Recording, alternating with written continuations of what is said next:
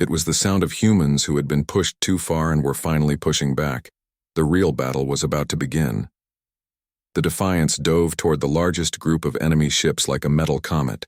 This was not how galactic warfare was supposed to work. Ships were supposed to maintain proper distances, trade fire politely, and retreat when damaged. They were not supposed to charge straight into the enemy fleet like angry wild animals.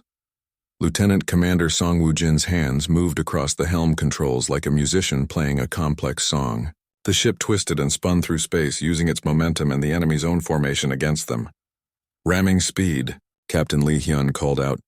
"Sir, we are not actually going to ram them, are we?" Ensign Shin Bo-ram asked from the railgun station.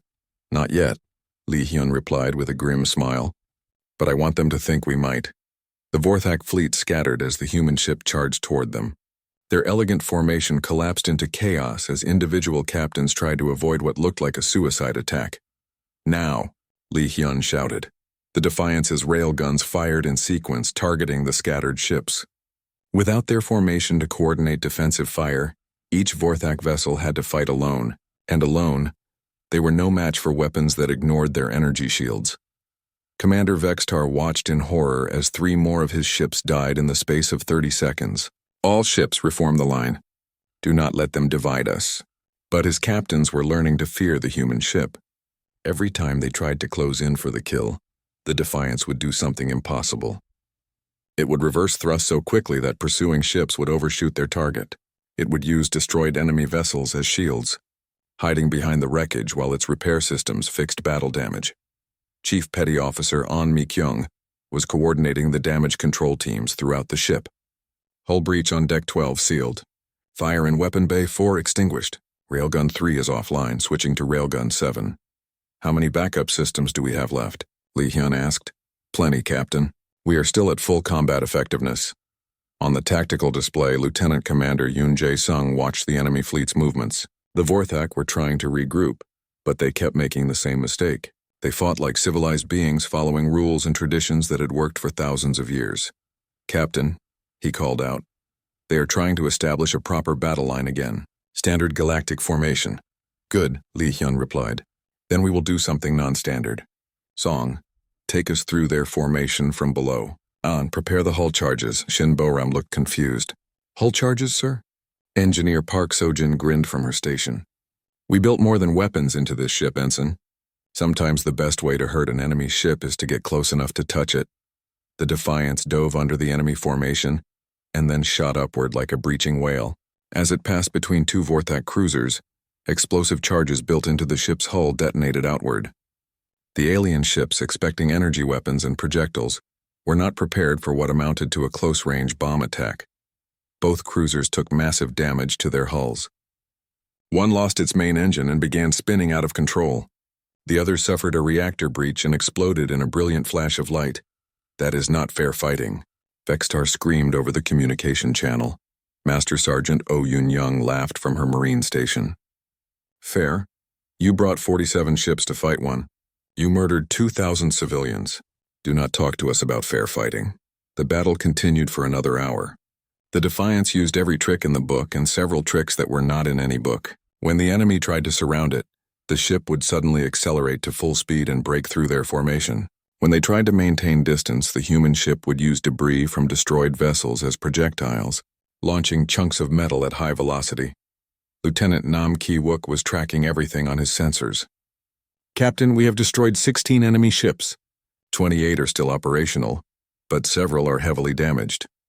"Casualties on our side?" Chief Medical Officer Dr. Lim Jun-seo's voice came over the intercom from the medical bay. 43 wounded, 7 serious. No deaths yet. The crew is refusing to stay down when injured." This was the difference the Vorthak had not expected. Human ships were built by people who understood that war was not a game. When humans fought, they fought with everything they had. They did not retreat when wounded. They did not surrender when outnumbered. They kept fighting until they won or died. Petty Officer Kang Soo-bin intercepted a communication between enemy ships. "Captain, they are requesting reinforcements." "More ships are coming." Lee Hyun felt cold in his stomach. The Defiance had done well against the current fleet, but it had limits. Even the best-built ship could not fight the entire Vorthak navy. "How many more ships?" he asked. "Unknown, sir, but the request mentioned a full battle fleet. Park Seo-jin looked up from her engineering displays. Captain, we have maybe 2 hours of ammunition left at current firing rates. After that, we are down to ramming and hull charges. Then we make these 2 hours count, Lee Hyun replied. He activated the ship-wide communication system. All hands, this is the captain. We have hurt them badly, but more enemy ships are coming. We have 2 choices. Run home with our tails between our legs or finish what we started. The response from the crew was immediate and unanimous. They were not running.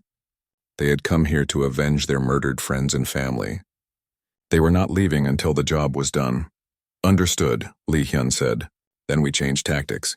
No more defensive fighting. We are going to attack with everything we have left. The Defiant stopped running and began hunting. Instead of avoiding the enemy fleet, it charged straight at them. The ship's remaining railguns fired continuously, no longer bothering with careful targeting. If they were going to run out of ammunition anyway, they might as well use it all. The Vorthak fleet found themselves fighting an enemy that seemed to have gone insane. The human ship absorbed damage that should have destroyed it and kept coming. It rammed 2 destroyers, crushing them against its armored hull. It used its own damaged sections as weapons, jettisoning destroyed compartments at high velocity into enemy ships. Commander Vextar watched his fleet die around him and felt something he had never experienced before. Fear. Not fear of death, which was acceptable in battle, but fear of defeat. Fear that his superior species might actually lose to these primitive humans. All ships concentrate fire on their engines, he ordered. If we can stop them from moving, we can finish them. But the Defiance had 3 separate engine systems, just like everything else. When the enemy destroyed one set of engines, the ship simply switched to another set. When they destroyed the second set, the third set kicked in without missing a beat. How is that possible? A Vorthak captain asked over the communication channel. Humans build everything 3 times, Oh Yun-young replied, having hacked into their communications. We learned that from thousands of years of fighting each other. The battle reached its climax when the Defiance found itself surrounded by the last 12 enemy ships. Its ammunition was nearly gone. Its armor was breached in dozens of places. Several crew members were dead, and many more were wounded, but the ship was still fighting. Captain, Yoon Jae-sung reported. We have enough ammunition for 1 more full salvo. After that, we are down to ramming speed. Lee Hyun looked around his battered bridge. His crew was exhausted, wounded, and bleeding, but their eyes still burned with determination. They had come here to prove that humanity deserved respect, and they had done that. Now they were going to finish the job. Target all remaining ships, he ordered. Full salvo. Everything we have left. Sir, Shin Bo-ram called out, I am reading 12 more contacts jumping into the system. Large ships. Everyone on the bridge felt their hearts sink. The reinforcements had arrived. Even if they destroyed the remaining ships around them, they would not survive another battle. But Lieutenant Nam Ki-wook was studying his sensors more carefully. Captain, those are not Vorthak ships. The energy signatures are different. On the main screen, 12 new vessels appeared. They were sleek and elegant, but not in the Vorthak style. These ships had the flowing lines and crystalline structures of the Altair Confederation. A new voice came over the communication channel. It was musical and strange, but speaking perfect human English. Human vessel KNS Defiance, this is Crystal Singer Zeth Ara of the Altair Confederation. We have been monitoring your battle. Do you require assistance? Captain Lee Hyun stared at the display in shock. The Altair had been neutral in galactic politics for centuries. They were one of the oldest and most advanced civilizations, and they rarely interfered in the affairs of younger species. Why? He asked simply. Because, Zethara replied. We remember what it was like to be underestimated by stronger species, and because today you have shown the galaxy something important. You have shown them that strength is not measured only in numbers or technology. Sometimes strength is measured in the refusal to give up. The remaining Vorthak ships, outnumbered and demoralized, surrendered without firing another shot. Commander Vextar himself requested permission to come aboard the Defiance to formally surrender his fleet. As Lee Hyun prepared to accept the surrender, he realized the chaos. The Kepler system looked peaceful when the Defiance dropped out of hyperspace. 3 gas giant planets orbited a yellow star, their moons glittering like jewels. It was hard to believe that just days ago, this place had witnessed the murder of 2,000 innocent people. Lieutenant Nam Ki-wook was at his sensor station, running deep scans of the system. As the ship's sensor operator, he had trained for years to read the complex displays that showed everything within millions of kilometers. What he saw now made his blood turn cold. "Captain," he called out, his voice tight with tension, "we have a problem." Captain Lee Hyun moved to Kaiwook's station quickly. The young officer had never shown fear before, even during their most dangerous patrol missions. "What is it?" Kaiwook pointed at his display. Instead of the small patrol they had been told to expect, the sensors showed 47 enemy ships arranged in a perfect battle formation. Fourth-act cruisers, destroyers, and battleships floated in space like a steel trap waiting to close. "They have been waiting for us," Kaiwook whispered. Engineer Park So-jin looked up from her engineering station. "How long have they been here?" "Based on engine heat signatures, at least 2 days. They knew we were coming before we even left Earth." The bridge fell silent as everyone understood what this meant. Earth's government had been played. The diplomatic meeting was fake. The Vorthak had planned this from the beginning. They wanted to make an example of humanity's pride and joy. "Captain," said Lieutenant Commander Yoon Jae-sung from the tactical station, "we should jump back to hyperspace immediately. We cannot fight that many ships." Lee Hyun stared at the tactical display. 47 ships. The Defiance was tough, but it was still just one ship against a fleet. Any reasonable commander would retreat and call for backup. But Commander Han Da-eun spoke up from her intelligence station. "Captain, my sister is dead because these bastards think they can kill humans without consequences. If we run now, they will know they were right." Master Sergeant Oh Yun-young nodded from her position near the marine stations. "The crew is ready to fight, sir." We all knew this might be a one-way trip. Before Lee Hyun could respond, the communication system activated. A three-dimensional image appeared in the center of the bridge. It was Commander Vextar, the Vorthak officer who had destroyed Kepler 442. He was larger than most of his species, with scars across his gray face and 4 arms that ended in sharp claws. "Human vessel." Vextar's voice was like grinding stone. "I'm surprised you actually came. I thought your species had learned to avoid superior opponents." "We came for a diplomatic meeting," Lee Hyun replied calmly.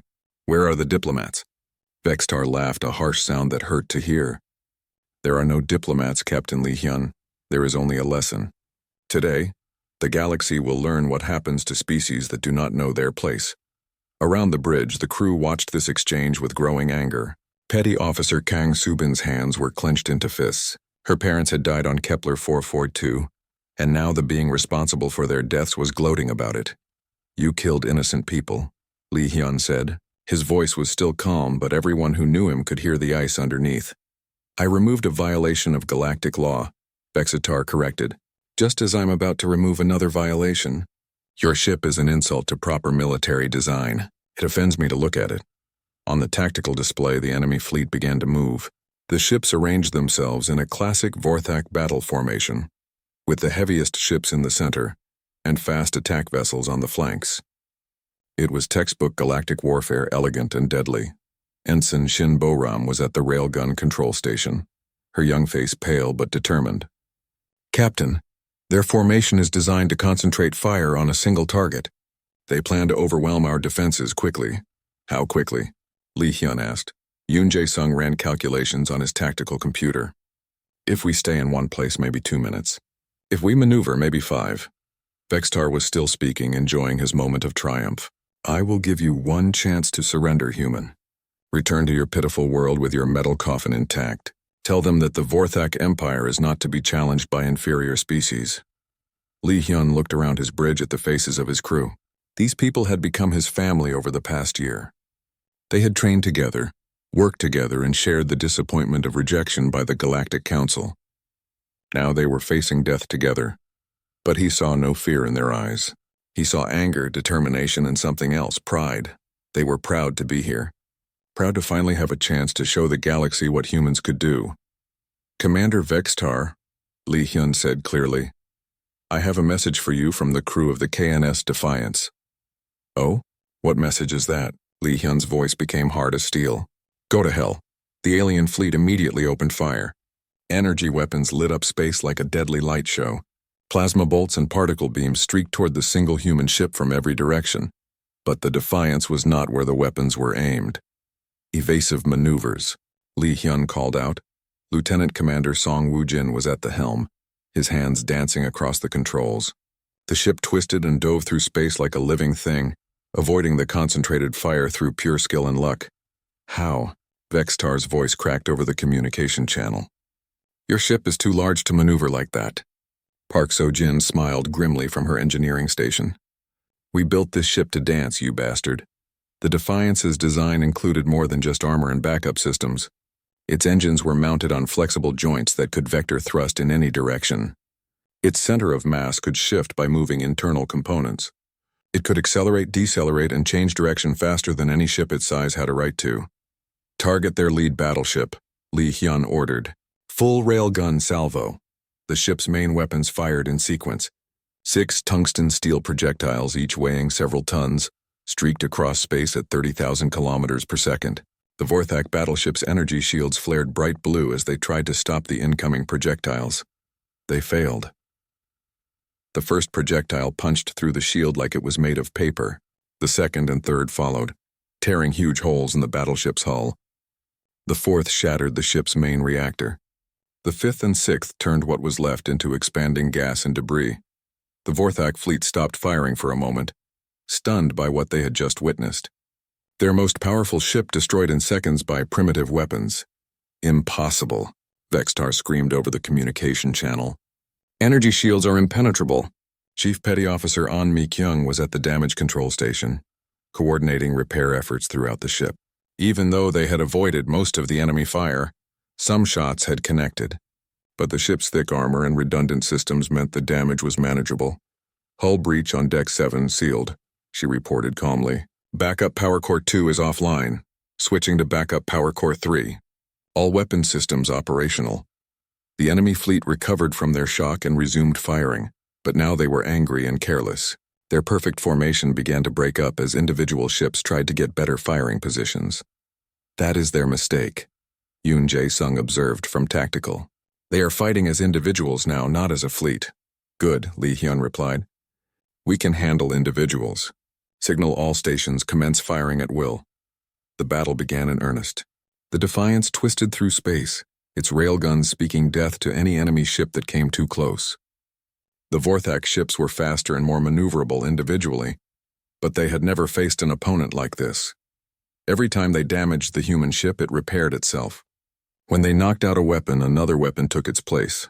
When they breached the hull, automatic systems sealed the breach and rerouted power around the damage. It's like fighting a machine that refuses to die, one Vorthak captain reported over an open channel. Then we kill it harder, Vextar replied, his voice becoming more desperate as he watched his perfect trap turn into a real battle. Dr. Lim Jun-seo was in the medical bay, treating wounded crew members. The ship was taking damage despite its thick armor, and people were getting hurt. But the wounded kept asking to return to their stations instead of staying in the medical bay. Doctor, said a young technician with a bandaged arm, I need to get back to the railgun loader. My team needs me. You have a broken arm, Dr. Lim pointed out. I have another arm, the technician replied, and my shipmates are fighting for their lives. This was happening all over the ship. Humans who should have been too hurt to fight were refusing to stay down. The Vorthak had expected the crew to panic when they took damage. Instead, they fought harder. On the bridge, Lieutenant Nam Ki-wook was tracking the enemy fleet's movements.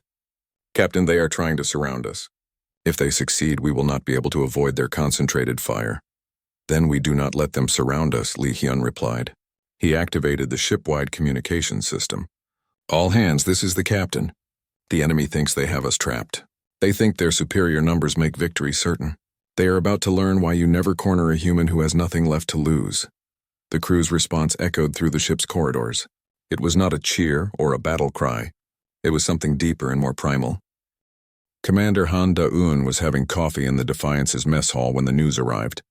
She was reading reports from Earth's outer colonies, enjoying a rare quiet moment. The ship had been patrolling the border systems for 3 months since their return from the failed council meeting. Her communication pad beeped with an urgent message. As the ship's intelligence officer, she received priority alerts from across human space. This one made her coffee cup slip from her fingers. Research Station Kepler 442 was gone. The message was short and clinical. Station destroyed at 14:30 ship time. No survivors detected. Cause unknown. Investigate immediately.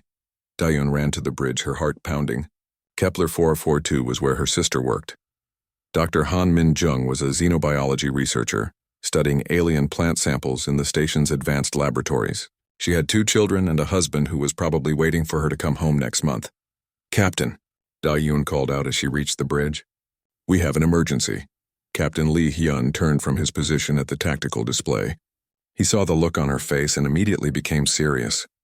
What happened? Kepler station is gone. 2,000 people. All dead. Dayun's voice cracked slightly. My sister was there. The bridge fell silent.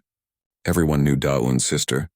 She had visited the ship once, bringing pictures of her children and stories about discovering new forms of plant life. Get me everything you can find, Lee Hyun ordered. Chief Petty Officer Kang opened a channel to Fleet Command. Kang Soo-bin, the communications specialist, worked quickly at her station. She was a small woman with steady hands and a calm voice, perfect for handling ship communications. But today her hands were shaking slightly. Captain, I'm getting reports from multiple sources. It was not an accident. Lee Hyun felt ice in his stomach. Explain. 3 Vorthak patrol ships were in the area. They claim the station was in disputed territory. They say humans were trespassing and refused orders to leave.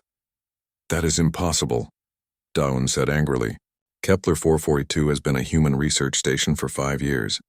It is clearly in our territory. More reports came in over the next hour. The picture they painted was horrifying. The Vorthak patrol, led by Commander Vextar, had approached the research station and declared it was in violation of galactic law. When the station administrator asked for clarification, the Vorthak ships had opened fire. Chief Medical Officer Dr. Lim Jun-seo arrived on the bridge with a grim expression. He was a gentleman who had spent his career healing people. Today he looked like he wanted to hurt someone. Captain, he said quietly, I have been in contact with the rescue ships. There are survivors, but not many. 17 people out of 2,000. Most of them are in critical condition. What are their injuries? Lee Hyun asked, though he was afraid of the answer. Plasma burns. The kind you get when energy weapons are used against unarmored targets. Dr. Lim's voice was steady, but his eyes were full of rage. They were not fighting back. The station had no weapons. It was pure murder.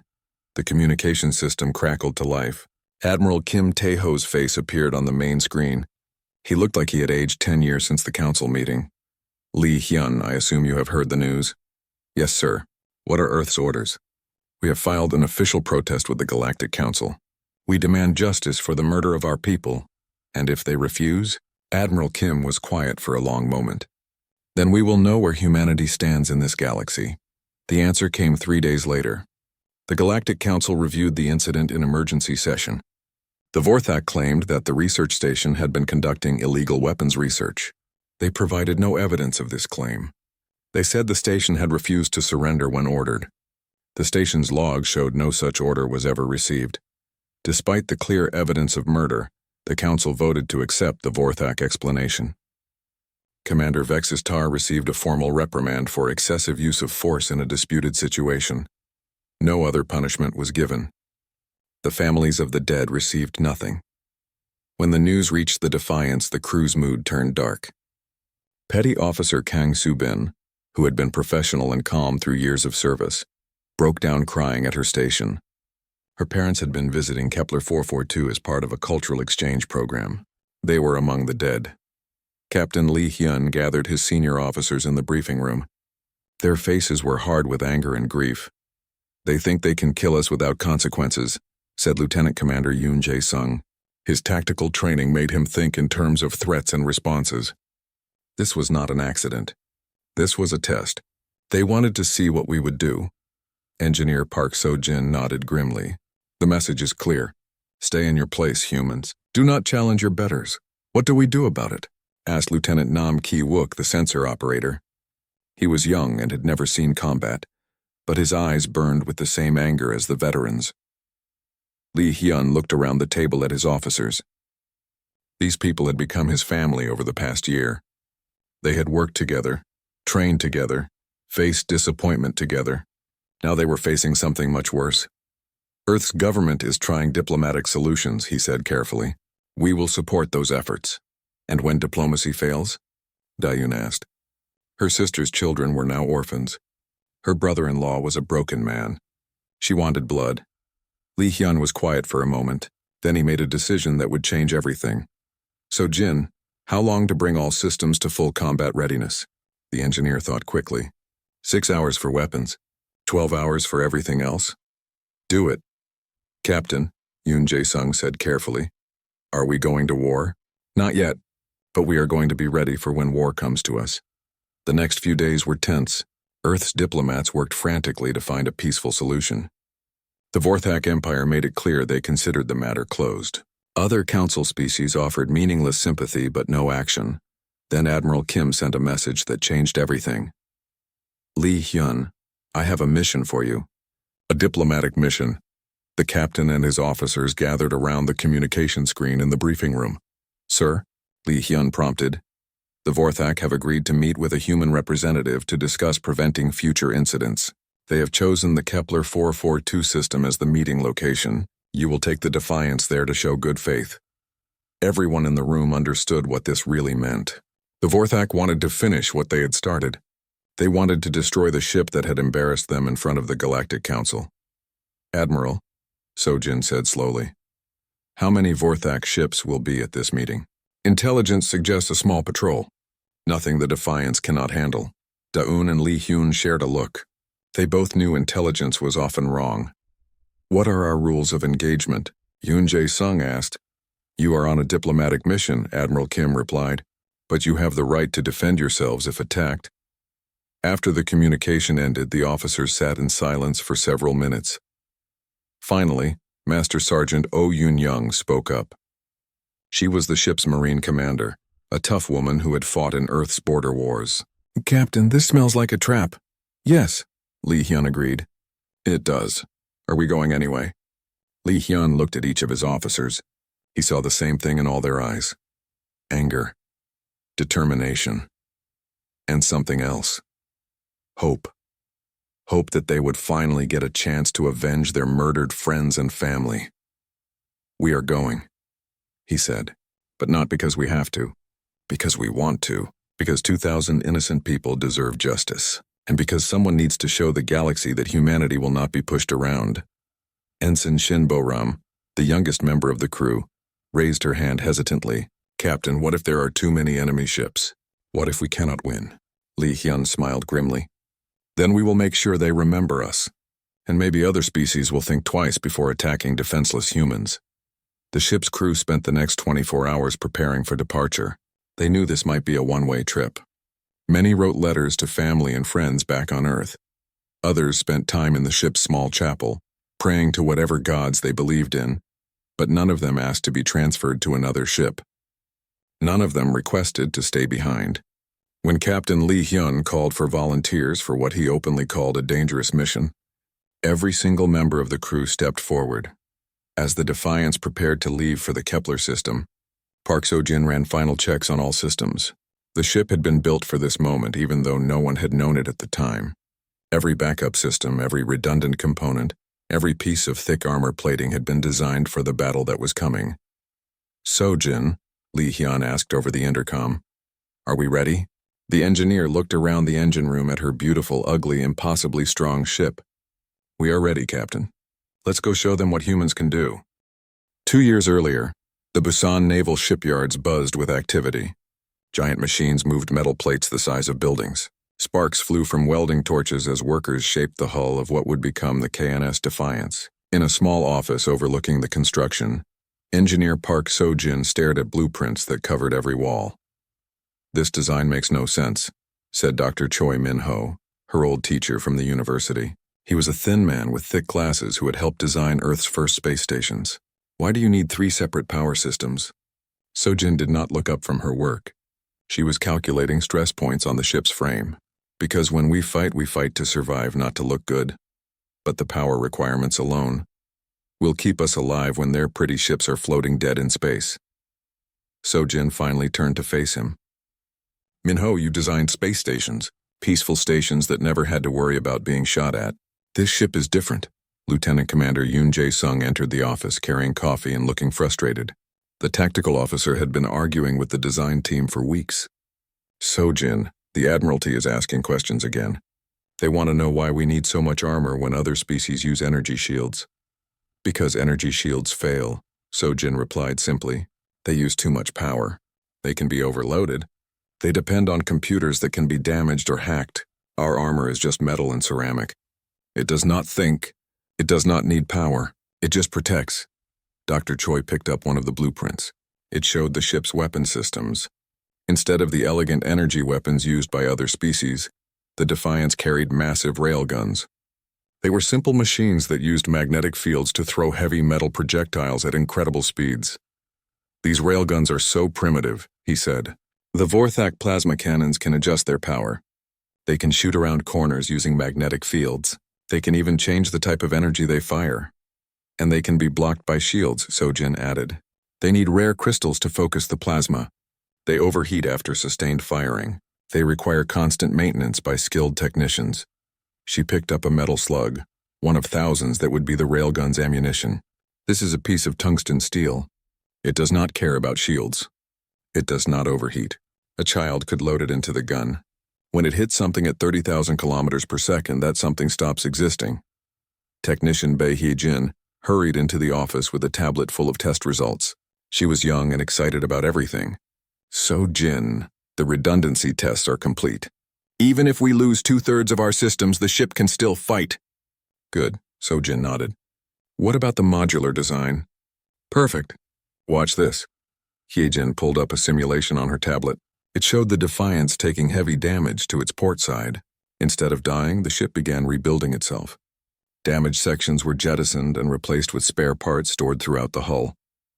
The repair drones can swap out an entire weapon system in under 20 minutes. Dr. Choi shook his head. This is madness. You are building a ship that expects to be destroyed. No, Sojin corrected. I am building a ship that refuses to be destroyed. The next day, a group of alien observers arrived to examine humanity's progress. They were scientists and engineers from the Galactic Council, here to see if Earth's application for membership was worth considering. The group was led by Zephyrian Commander HFY, whose blue feathers marked him as a military engineer. Sojin gave them a tour of the ship's construction. The aliens looked at everything with polite interest, but she could see the amusement in their eyes. This armor plating, HFY said, running a wing hand over the thick metal. It must be very heavy. How do you achieve reasonable speed with such mass? We use more powerful engines. Sojin replied. More powerful engines use more fuel. We carry more fuel. More fuel takes up space that could be used for weapons or systems. Sojin stopped walking and faced the alien directly. Commander, what happens to your ships when their energy shields fail? HFY looked confused. Shields do not fail. They are advanced Galactic Council technology. But if they did fail, well, I suppose the ship would have to retreat and repair them. Our ships do not retreat, Sojin said simply. When our protection fails, we have backup protection. When that fails, we have backup protection. When everything fails, we ram the enemy ship and explode. The aliens looked at each other with what humans were learning to recognize as alien laughter. A crystalline being from Altair made musical sounds that meant humor. How primitive. You plan for failure instead of building systems that cannot fail. After the tour, Sojin found Yoon Jae-sung in the ship's tactical center, studying combat simulations. How did it go with our guests? He asked without looking up. They think we are idiots, Sojin replied, sitting down beside him. They cannot understand why we build things to break. Maybe we should show them some of our war history, Yoon suggested. Explain why we think differently. Sojin considered this.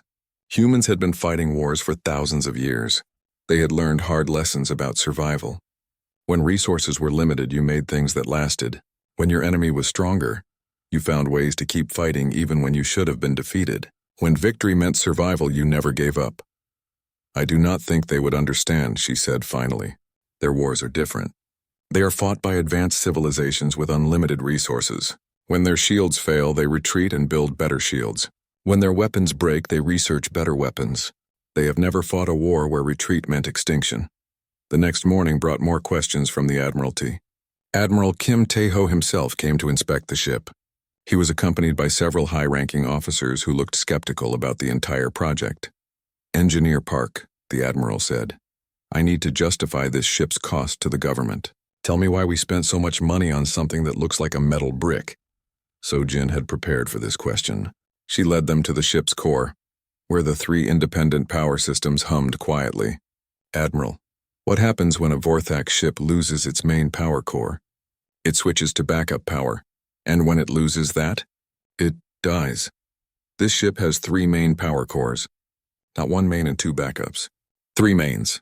Each one can run the entire ship by itself. If we lose one, we are still at 100% capability. If we lose 2, we are still at 100% capability. She led them to the weapon systems. Our railguns are mechanical. They do not need computers to aim them. A human gunner can fire them manually if needed. The ammunition is stored in 40 different locations throughout the ship. Even if we take massive damage, we can keep shooting. Finally, she showed them the repair systems. We do not wait to dock at a space station for repairs. Our drones can rebuild this ship while we are fighting. We carry enough spare parts to replace every major system twice. One of the officers, a man with medals covering his chest, looked impressed despite himself. It sounds like you built a ship that cannot be killed. No, So-Jin corrected. I built a ship that is very hard to kill, and when it finally dies, it will take the enemy with it. Admiral Kim nodded slowly. The aliens will not understand this philosophy. No, sir. They build ships to win battles quickly and elegantly. We build ships to win wars, no matter how long they take or how ugly they get. As the inspection team left, Dr. Choi stayed behind. He looked at his former student with new understanding. You really think war is coming, don't you? He asked. So-Jin looked out at the stars through a construction window. I think the galaxy is peaceful because the strong species keep it peaceful. But they will not always be strong, or they will not always want peace. When that day comes, humanity needs to be ready to protect itself. And if we are wrong, if we join the Galactic Council peacefully and never need to fight, So-Jin smiled for the first time that day. Then we will have the strongest, most reliable cargo ships in the galaxy. Either way, humanity wins. Neither of them knew that in less than 2 years, the ship they were building would face the greatest test any human vessel had ever faced. They did not know that their design philosophy would be the difference between victory and extinction. But deep down, in the part of their minds that had learned from 10,000 years of human warfare, they knew they were building something special, something that would not give up, no matter what the odds. The massive space station Nexus Prime floated in the darkness between stars like a giant metal flower. Ships from dozens of different worlds docked at its many ports. Today was special. The Galactic Council was meeting to decide if Earth could join their military alliance. Captain Lee Hyun stood on the bridge of his ship, the KNS Defiance. Through the viewport, he could see the council station growing larger as they approached. His hands were steady on the railing, but inside his heart was beating fast. This was humanity's big chance, Captain, said Engineer Park So-Jin, walking up beside him. All systems are ready for their inspection. She was a small woman with sharp eyes and oil-stained fingers. She had spent 2 years building this ship from nothing. Good work, So-Jin, Lee Hyun replied. How do you think they will react? So-Jin shrugged. They will see what they want to see. But this ship is stronger than they think. The communication screen lit up. Admiral Kim Tae-ho appeared, speaking from inside the council chambers. His face looked tired. Lee Hyun, are you ready? They want to see the ship in 1 hour. We are ready, Admiral, the captain answered. Inside the council chambers, beings from across the galaxy sat in a great circle. The Vorthak Empire held the most seats. They were tall, gray creatures with 4 arms and cold blue eyes. Their leader, Admiral Grixtal, looked at the human ship on his display screen and laughed. This is what Earth sends us? Grixtal's voice was like grinding metal. It looks like a metal box with engines. Other council members joined in the laughter. The Zephyrians, who looked like giant birds, clicked their beaks in amusement. The crystal beings of Altair flashed colors that meant they found something funny. Admiral Kim stood up slowly. He was an old man with gray hair and scars from Earth's last war. Honored council members, I ask you to judge our ship by its abilities, not its looks. Abilities? Grixtal stood up to his full height of 3 meters. Your ship has no energy shields. Your weapons are simple metal projectiles. Your armor is just thick steel. This is not a warship. This is a flying tomb. The Vorthak ships were sleek and beautiful. They had energy shields that could stop any attack. Their plasma cannons could melt through mountains. They moved faster than light itself. Next to them, the human ship looked like a brick. Perhaps, said the Zephyrian representative, humans should focus on what they do best. Growing food, making simple tools, leave war to those who understand it. More laughter filled the chamber. Admiral Kim's face turned red, but he kept his voice calm. Our ship may look simple, but we have spent years wasting resources, Grixtal interrupted. Look at this design. They put 3 backup systems for everything. 3. What kind of engineer thinks their first system will fail? On his ship, Park So-jin watched the broadcast and gritted her teeth. These aliens did not understand. When you lived on a world where resources were limited, you learned to plan for failure. When your enemy could cut your supply lines, you built ships that could fix themselves. When your technology was not the best, you made sure it would keep working when their fancy systems broke down. Captain Lee Hyun saw his engineer's angry face. Easy, So-jin. Let them laugh now. The council vote was quick and brutal. 47 members voted against Earth joining the alliance. Only 3 voted in favor.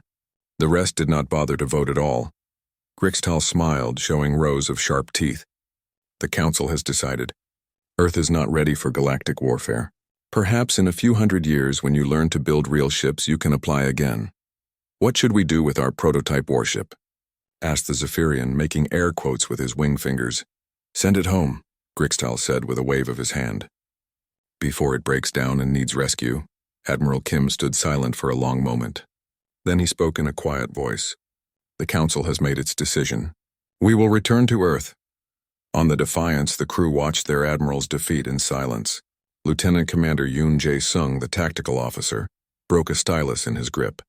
Sir, we could show them what this ship can really do. No, Lee Hyun said firmly. We follow orders. We go home.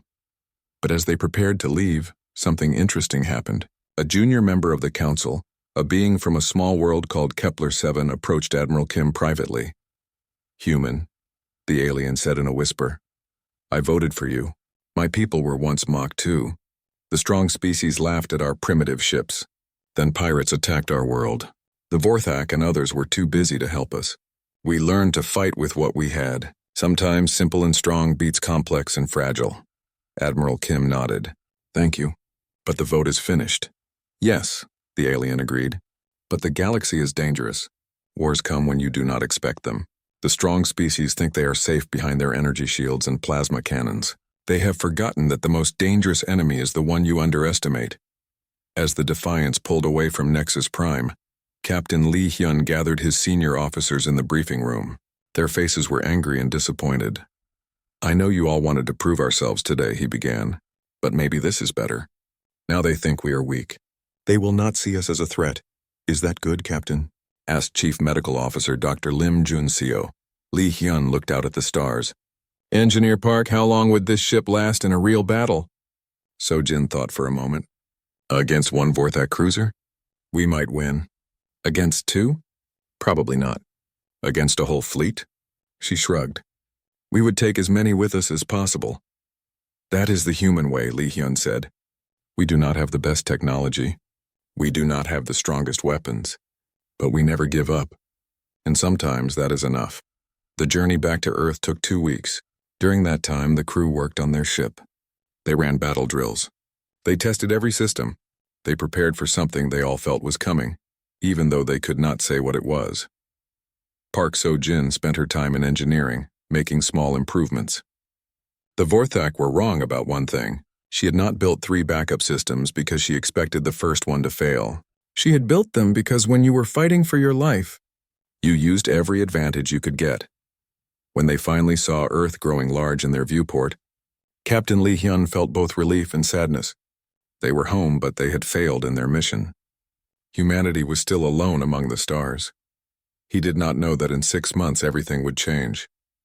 He did not know that the Vorthak were already planning to teach humanity a lesson about challenging their betters, and he did not know that his ship, the one they had mocked and dismissed, would soon prove that sometimes the most dangerous weapon is the one nobody takes seriously.